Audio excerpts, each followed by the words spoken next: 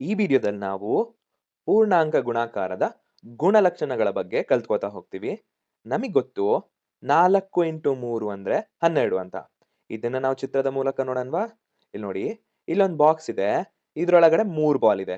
ಹಾಗಾದ್ರೆ ಇದನ್ನ ನಾವು ಎಷ್ಟು ಸರಿ ತಗೋಬೇಕು ಅಂದ್ರೆ 4 ಸರಿ ತಗೋಬೇಕು. ಈಗ 4 ಸರಿ ಬರ್ದಿರೋದ್ರಿಂದ ಒಟ್ಟು ಎಷ್ಟು ಬಾಲ್ ಇದಾವೆ? 3 ಬಾಲು 4 ಸರಿ ಅಂದ್ರೆ 3 ಇಂಟು 4 12. ಇಲ್ಲಿ 4 ಅನ್ನೋದು ಗುಣಕ, 3 ಅನ್ನೋದು ಗುಣ್ಯ. ಹಾಗಾಗಿ ನಾವು ಗುಣ್ಯನ ನಾವು 3 ಬಾಲ್ ಅಂತ ತಗೊಂಡಿದೀವಿ. ಗುಣಕನ 4 ಬಾಕ್ಸ್ ಅಂತ ತಗೊಂಡಿದೀವಿ. ಹಾಗಾಗಿ ಒಟ್ಟು 12 ಅಂತ ಆಗುತ್ತೆ.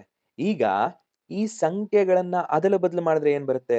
ನೆನ್ಪಿಟ್ಕೊಳ್ಳಿ, ಇಲ್ಲಿ ಮೊದಲಿಗೆ 3 ಗುಣ್ಯ, 4 ಗುಣಕ. ಈಗ ಅದ್ಲು ಬದ್ಲು ಮಾಡ್ತಿದೀವಿ ಅಂತ ಅನ್ಕೊಳ್ಳಿ. ಈಗೇನಾಗುತ್ತೆ? 4 ಅನ್ನೋದು ಗುಣ್ಯ, 3 ಅನ್ನೋದು ಗುಣಕ. ಹಾಗಾದ್ರೆ ಚಿತ್ರ ಹೆಂಗಿರುತ್ತೆ ಅಂತ ಹೇಳಿದ್ರೆ 4 ಬಾಲು, 3 ಬಾಕ್ಸು. ಒಟ್ಟು ಎಷ್ಟು ಅಂತ ಹೇಳಿದ್ರೆ ಈ ಸಲಿನುವೆ ಉತ್ತರ 12 ಅಂತಾನೆ ಬರುತ್ತೆ. ನೋಡಿ, ಗುಣಕ ಮತ್ತೆ ಗುಣ್ಯನ ನಾವು ಇಂಟರ್ಚೇಂಜ್ ಅಂದ್ರೆ ಅದ್ಲು ಬದ್ಲು ಮಾಡಿದಾಗ ಉತ್ತರ ಅನ್ನೋದು ಚೇಂಜ್ ಆಗಲ್ಲ. ಉತ್ತರ ಅನ್ನೋದು ಸೇಮ್ ಇರುತ್ತೆ. ಇಲ್ಲೆಲ್ಲ ಧನಾತ್ಮಕ ಚಿಹ್ನೆ ಇರುವ ಸಂಖ್ಯೆಗಳೇ ಇದೆ. ಈಗೇನಾದ್ರೂ ನಾನು ಋಣಾತ್ಮಕ ಚಿಹ್ನೆ ಇರುವ ಸಂಖ್ಯೆ ತಗೊಂಡ್ರುನುವೆ ನೋಡಿ, ಸಂಖ್ಯೆನ ಅದ್ಲು ಬದ್ಲು ಮಾಡಿದ್ರು ಉತ್ತರ ಚೇಂಜ್ ಆಗಲ್ಲ. 4 ಇಂಟು -3 ಅಂದ್ರೆ -12, -3 ಇಂಟು 4 ಅಂದ್ರೆ -12. ಈ ಪ್ರಾಪರ್ಟಿ ಅನ್ನೋದು ಋಣಾತ್ಮಕ ಸಂಖ್ಯೆಗಳಿಗೂನು ಸರಿ ಹೊಂದುತ್ತೆ ಅಂತ ಹೇಳ್ಬೋದು. ಇನ್ನೊಂದ್ ನೆನ್ಪಿಟ್ಕೊಳ್ಳಿ, ಒಂದು ಧನಾತ್ಮಕ ಚಿಹ್ನೆ ಇರುವ ಸಂಖ್ಯೆನ ಒಂದು ಋಣಾತ್ಮಕ ಚಿಹ್ನೆ ಇರುವ ಸಂಖ್ಯೆ ಜೊತೆ ನಾವು ಗುಣಿಸ್ತಿದೀವಿ ಅಂತ ಆದ್ರೆ ಬರುವ ಉತ್ತರ ಋಣಾತ್ಮಕ ಚಿಹ್ನೆ ಇರುವ ಸಂಖ್ಯೆನೇ ಆಗಿರುತ್ತೆ. ಇದು ಧನಾತ್ಮಕ ಚಿಹ್ನೆ ಇರುವ ಸಂಖ್ಯೆ ಆಗಿರಲ್ಲ. ಯಾಕಂತ ಹೇಳಿದ್ರೆ ಪ್ಲಸ್ ಇಂಟು ಮೈನಸ್ ಅಂದ್ರು ಮೈನಸ್, ಮೈನಸ್ ಇಂಟು ಪ್ಲಸ್ ಅಂದ್ರು ಮೈನಸ್. ಇದನ್ನ ನಾವು ನೆನ್ಪಿಟ್ಕೋಬೇಕು. ಈಗ ಯಾವುದೇ 2 ಪೂರ್ಣಾಂಕ ಎ ಮತ್ತು ಬಿ ನ ಪರಿಗಣಿಸಿದೀನಿ ಅಂತ ಅನ್ಕೊಳ್ಳಿ. ಈ ಹಿಂದೆ ನೋಡ್ದಂಗೆ A into B, B into A ಅನ್ನೋದು ಸೇಮ್ ಆಗಿರುತ್ತಲ್ವಾ? ಹೆಂಗೆ ಅಂದ್ರೆ 4 ಇಂಟು 3ನು 12, 3 ಇಂಟು 4ನು 12. ಇದನ್ನ ಜನರಲ್ ಆಗಿ ಬರ್ಕೊಂಡಾಗ ಎ ಇಂಟು ಬಿ ಬರ್ದೆ, ಬಿ ಇಂಟು ಎ. ಇದರ ಉತ್ತರ ಅನ್ನೋದು ಸೇಮೇ ಇರುತ್ತಲ್ವಾ? ಹೌದು. ಹಾಗಾಗಿ ಗಣಿತದಲ್ಲಿ ಈ ವಿಶೇಷವಾದ ಗುಣವನ್ನ ನಾವು ಏನ್ ಹೇಳ್ತೀವಿ ಅಂದ್ರೆ ಪರಿವರ್ತನಾ ಗುಣ ಅಂತ ಹೇಳ್ತೀವಿ. ಅಂದ್ರೆ ಕಾಮ್ಯುಟೇಟಿವ್ ಪ್ರಾಪರ್ಟಿ ಅಂತ ಹೇಳ್ತೀವಿ. ಹಂಗೆ ಮುಂದೆ ನೋಡಿದಾಗ ಸಂಖ್ಯೆ 1ನ್ನ 5ರೊಟ್ಟಿಗೆ ಗುಣಿಸಿದ್ರೆ ಏನ್ ಬರುತ್ತೆ?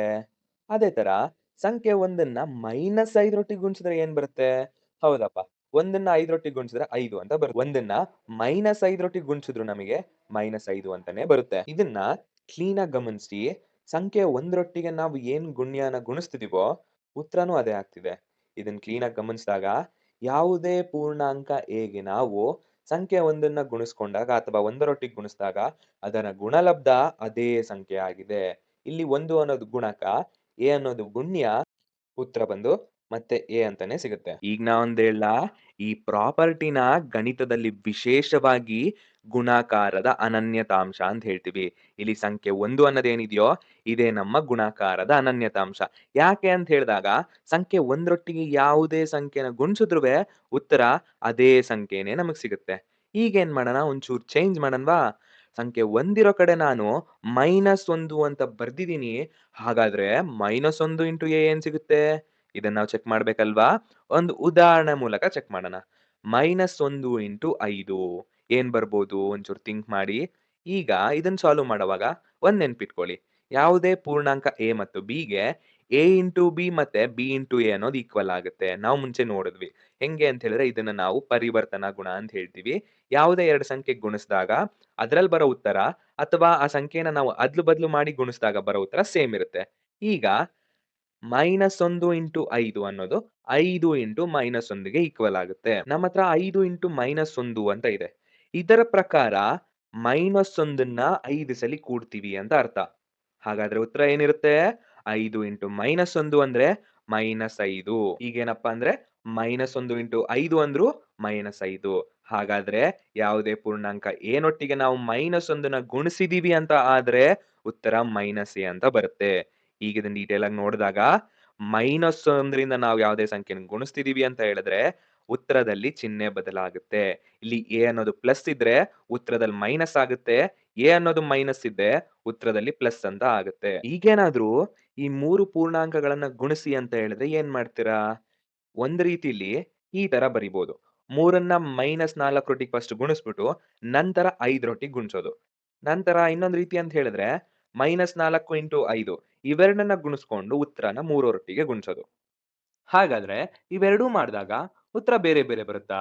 ಒಂದ್ಸರಿ ಚೆಕ್ ಮಾಡೋಣ. ಇಲ್ಲಿ ನೋಡಿ. ಈಗ 3 ಇಂಟು -4 ಅಂದ್ರೆ -12. ನಂತರ -12 ಇಂಟು 5 ಅಂದ್ರೆ -60. ಈ ಉತ್ತರ ನೆನ್ಪಿಟ್ಕೊಳ್ಳಿ. ಅದೇ ರೀತಿ ಇಲ್ಲಿ ನೋಡಿ. -4 ಇಂಟು 5 ಅಂದ್ರೆ -20. -20 ಇಂಟು 3 ಅಂದ್ರೆ -60. ಈಗ ಗೊತ್ತಾಯ್ತಲ್ಲ? ಗುಣಾಕಾರ ಮಾಡುವಾಗ ಸಂಖ್ಯೆನ ಅದ್ಲು ಬದ್ಲು ಮಾಡಿ ನಾವು ಗುಣಿಸಿದ್ರುವೆ ಉತ್ತರ ಅನ್ನೋದು ಸೇಮ್ ಬರ್ತಿದೆ. ಇದನ್ನ ನಾವು ಜನರಲ್ ಆಗಿ ನೋಡ್ದಾಗ ಯಾವುದೇ ಪೂರ್ಣಾಂಕ ಎ-ಬಿ-ಸಿಗೆ ಎ ಇಂಟು ಬಿ ಅದನ್ನ ಸಿ ಒಟ್ಟಿಗೆ ಗುಣಿಸಿದಾಗ ಮತ್ತೆ A into B cross C ಅಂದ್ರೆ ಬಿ ಇಂಟು ಸಿ ನ ಮೊದಲು ಗುಣಿಸ್ಕೊಂಡು ನಂತರ ಎ ಒಟ್ಟಿಗೆ ಗುಣಿಸಿದಾಗ್ಲೂ ಉತ್ತರ ಸೇಮ್ ಬರ್ತಿದೆ. ಇದನ್ನ ನಾವು ಗಣಿತದಲ್ಲಿ ಗುಣಾಕಾರದ ಸಹವರ್ತನೀಯತೆ ಅಂದ್ರೆ ಅಸೋಸಿಯೇಟಿವ್ ಪ್ರಾಪರ್ಟಿ ಅಂತ ಹೇಳ್ತೀವಿ. ನೆಕ್ಸ್ಟ್ ಇಂಟ್ರೆಸ್ಟಿಂಗ್ ಪ್ರಾಪರ್ಟಿ ಏನಂದ್ರೆ ಸಂಖ್ಯೆ ಎ ಅನ್ನೋದೊಂದಿದೆ. ಇದನ್ನ ನಾವು ಬಿ ಪ್ಲಸ್ ಸಿ ಒಟ್ಟಿಗೆ ಗುಣಿಸ್ಬೇಕು ಅಂದ್ರೆ ಅಥವಾ ಸಂಖ್ಯೆಯನ್ನ ಬಿ ಮೈನಸ್ ಸಿ ಒಟ್ಟಿಗೆ ಗುಣಿಸ್ಬೇಕು ಅಂದ್ರೆ ಇದೇನಾಗುತ್ತೆ ಅಂದಾಗ A into B plus C ಅನ್ನೋದು ಫಸ್ಟು ಎ ಇಂಟು ಬಿ ಆಮೇಲೆ ಎ ಇಂಟು ಸಿ. ಇಲ್ಲಿ ಮಧ್ಯದಲ್ಲಿರೋ ಚಿಹ್ನೆ ಹಾಗೆ ಬರ್ದಿದೀವಿ. ಅದೇ ತರ ಇಲ್ಲಿ A into B, A into C ಮಧ್ಯದಲ್ಲಿರೋ ಚಿಹ್ನೆ ಹಾಗೆ ಇದೆ. ಇದನ್ನ ಸಂಕಲನ ಮತ್ತು ವ್ಯವಕಲನದ ಮೇಲೆ ಗುಣಾಕಾರದ ವಿಭಾಜಕತೆ ನಮಿಗ್ ಗೊತ್ತಲ್ವಾ? ಇದನ್ನ ನಾವು ವಿಭಾಜಕ ನಿಯಮ ಅಂತ ಹೇಳ್ತೀವಿ. ಇನ್ನೊಂದ್ ರೀತಿಲಿ ನಾವ್ ಹೇಳ್ಬೇಕಂದ್ರೆ ಗುಣಾಕಾರದ ವಿತರಣಾ ನಿಯಮ ಅಂತಾನೂ ಹೇಳ್ತೀವಿ. ಇದನ್ನ ಅರ್ಥ ಮಾಡ್ಕೊಳೋದಕ್ಕೆ ಒಂದು ಉದಾಹರಣೆ ಮೂಲಕ ನೋಡೋಣ. ಏನ್ ಆ ಉದಾಹರಣೆ? 4 ಇಂಟು -3 ಪ್ಲಸ್ 2. ಈಗ ನಾವು ವಿಭಾಜಕತೆ ಬಳಸೋದ್ ಬೇಡ. ಡೈರೆಕ್ಟ್ ಆಗಿ -3 ಪ್ಲಸ್ 2 ಅಂದ್ರೆ ಏನು? -1. ಅದನ್ನ ನಾವು 4 ರೊಟ್ಟಿಗೆ ಗುಣಿಸಿದಾಗ -4 ಅನ್ನೋದು ಇದರ ಉತ್ತರ. ಈಗ ಒಂದು ವಿಧಾನ ಗೊತ್ತಾಯ್ತು. ನಾವೀಗ ಕಲ್ತಿದ್ದೇನು? ವಿಭಾಜಕ ನಿಯಮದಿಂದ ನಾವೇನ್ ಮಾಡ್ತೀವಿ? ಇದನ್ನ 4 ಇಂಟು -3 ಅಂತ ಬರಿತೀವಿ. ಪ್ಲಸ್ ಹಾಗೆ ಬರ್ಕೊಂಡು 4 ಇಂಟು 2 ಅಂತ ಬರ್ದಿದೀವಿ. ಹಾಗಾದ್ರೆ 4 ಇಂಟು -3 ಎಷ್ಟು? -12. 4 ಇಂಟು 2 ಅಂದ್ರೆ 8. ಇಲ್ಲಿ ನೋಡಿ -12 ಪ್ಲಸ್ 8 ಅಂದ್ರೆ ಉತ್ತರ -4 ಅಂತ ಆಯ್ತು. ಈಗ ಗೊತ್ತಾಯ್ತಲ್ವಾ? ವಿಧಾನ ಚೇಂಜ್ ಆದ್ರೂ ಉತ್ತರ ಚೇಂಜ್ ಆಗಲ್ಲ. ನಾವಿಲ್ಲಿ ಬಳಸಿರೋದು ವಿತರಣಾ ನಿಯಮ ಅಥವಾ ವಿಭಾಜಕ ನಿಯಮ ಅನ್ನೋದನ್ನ. ಹಾಗಾದ್ರೆ ಇದನ್ನ ನಾನ್ ಮಾಡ್ದೆ. ಇದನ್ನ 1 ನಿಮಿಷ ವಿಡಿಯೋ ಪಾಸ್ ಮಾಡಿ ನೀವು ಉತ್ತರನ ಸಾಲ್ವ್ ಮಾಡಿ. Very good. ಇಲ್ಲೇನ್ ಬರುತ್ತೆ? ವಿಭಾಜಕ ನಿಯಮ ಬಳಸ್ದಿರಾ -3 -2 ಅಂದ್ರೆ -5. ಇದನ್ನ 4 ರೊಟ್ಟಿಗೆ ಗುಣಿಸಿದಾಗ -20. ಈಗ ವಿಭಾಜಕ ನಿಯಮ ಬಳಸಿದಾಗ 4 ಇಂಟು -3 ಮಧ್ಯದಲ್ಲಿ ಮೈನಸ್ಸು 4 ಇಂಟು 2 ಏನಾಗುತ್ತೆ? 4 ಇಂಟು -3 ಅಂದ್ರೆ -12. ನಂತರ 4 ಇಂಟು 2 ಅಂದ್ರೆ 8. ಮಧ್ಯದಲ್ಲಿ ಮೈನಸ್ ಚಿಹ್ನೆ ಹಾಗೆ ಇರುತ್ತೆ. ಹಾಗಾದ್ರೆ -12 -8 ಎಷ್ಟಪ್ಪ ಅಂತ ಹೇಳಿದ್ರೆ -20. ಈಗ ನಾವೇನ್ ಹೇಳ್ಬೋದು? ಸಂಕಲನ ಮತ್ತು ವ್ಯವಕಲನದ ಮೇಲೆ ಗುಣಾಕಾರದ ವಿಭಾಜಕ ನಿಯಮ ಏನಿದೆಯೋ ಅದು ವರ್ಕ್ ಆಗ್ತಿದೆ. ಸರಿ ಇದೆ ಅಂತ ಹೇಳ್ಬೋದು. ಈಗ ನಾವೇನ್ ಕಲ್ತ್ವಿ? ಒಂದು ವಿಭಾಜಕ ನಿಯಮ, ಒಂದು ಸಹವರ್ತನೀಯತೆ, ಒಂದು ಪರಿವರ್ತನಾ ಗುಣ, ಒಂದು ಅನನ್ಯತಾಂಶ. ಇವೆಲ್ಲಾನುವೆ ಒಂದು ಇಂಪಾರ್ಟೆಂಟ್ ಪ್ರಾಪರ್ಟೀಸ್. ಇದನ್ನ ನಾವು ನೆನ್ಪಿಟ್ಕೊಂಡು ಮುಂದಿನ ಕ್ಲಾಸ್‌ಗಳಲ್ಲಿ ಉಪಯೋಗಿಸ್ತಾ ಹೋಗ್ಬೇಕು.